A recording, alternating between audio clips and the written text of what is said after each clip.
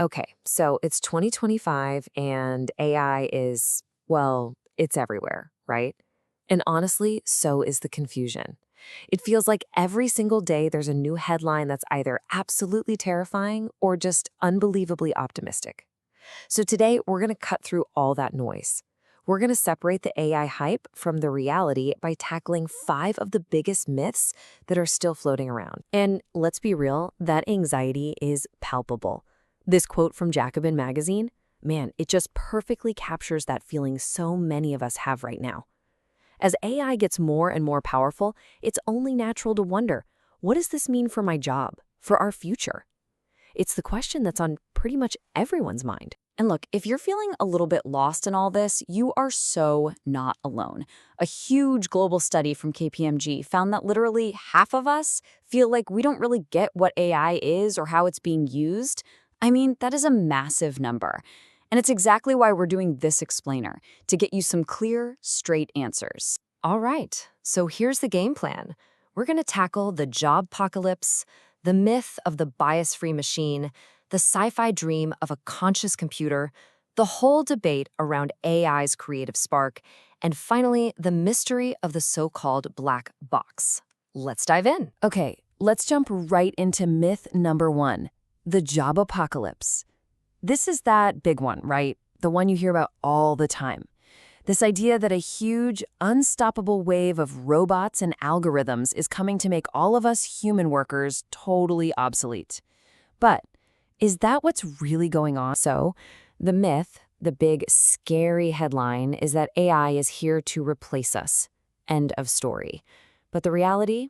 It's way more nuanced. It's much more about transformation than it is about elimination. Think about it. AI is absolutely incredible at handling the boring, repetitive stuff, and that frees us up to focus on what humans are great at: strategy, creative thinking, and actual leadership. And get this, the World Economic Forum actually projects that AI will help create a staggering 97 million new jobs. We're talking about roles we're just beginning to imagine, like AI ethicists, prompt engineers, or data storytellers. So it's not just taking away, it's helping build something entirely new. Okay, but let's be real for a second. This transformation isn't some perfectly smooth ride.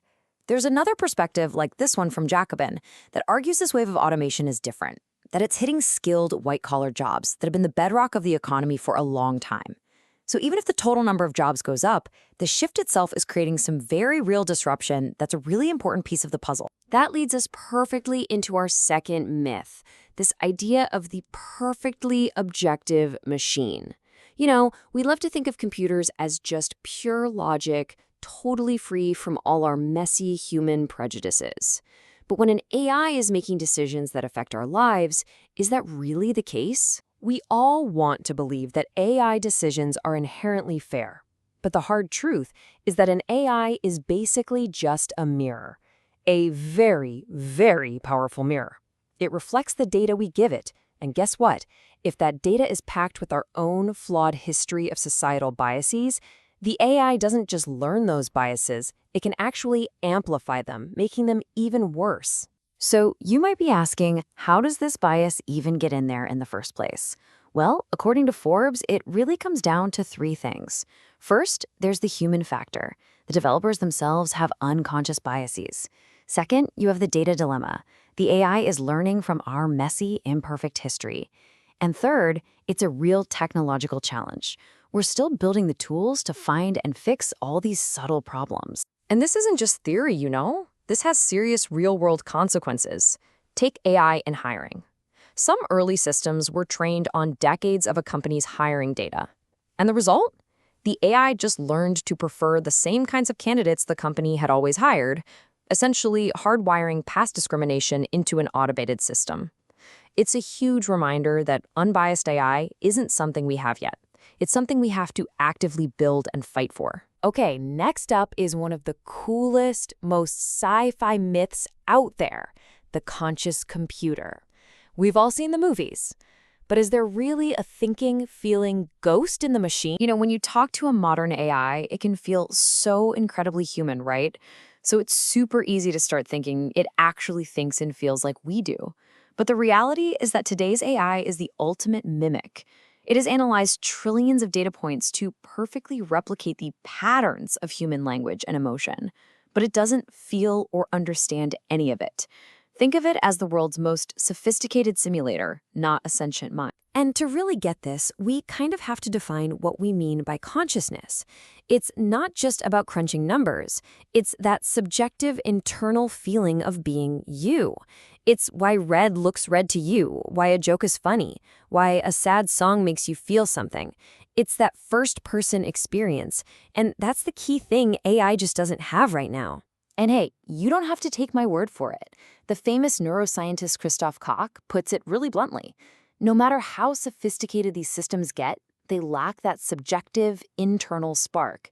They are amazing tools for calculation and pattern recognition, but there's no ghost in the machine. At least not yet. Okay, so if AI isn't conscious, what about creativity?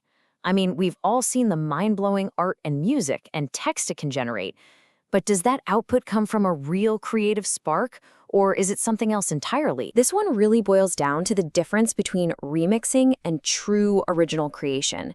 AI is a master remixer. It can analyze millions of songs or paintings to figure out the rules of a style, and then generate something brand new that follows those rules. But human creativity, that's different. That comes from inspiration, from emotion, from lived experience. Think about a tool like DALL-E. It's incredible. You can ask it for an image in the style of Van Gogh, and boom, you get something that looks shockingly like his work. But here's the thing. It doesn't know the turmoil, the passion, the actual life that led Van Gogh to paint that way.